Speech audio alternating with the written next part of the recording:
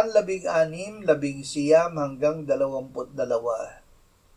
Nalaman ni Jesus na ibig nilang magtanong sa kanya, kaya't sinabi niya sa kanila, "Nagtatanungan ba kayo tungkol dito sa aking sinabi?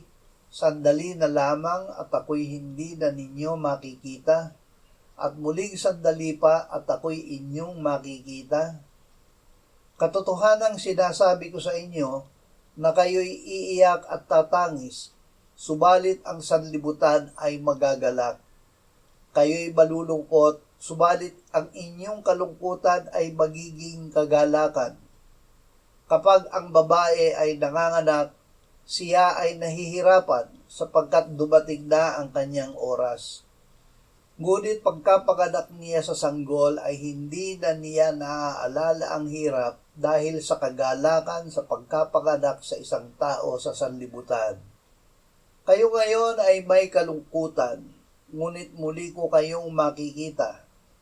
Magagalak ang inyong puso at walang makakapag-alis sa inyo ng inyong kagalakan. Muling makikita." Tinupad ng Panginoong Hesus ang sinabi niya, "Muli ko kayong makikita," nang siya ay binuhay na muli ng Ama. Ang matinding kalungkutan ng mga alagad nang siya ay namatay sa krus ay nahalinhan ng kagalakan.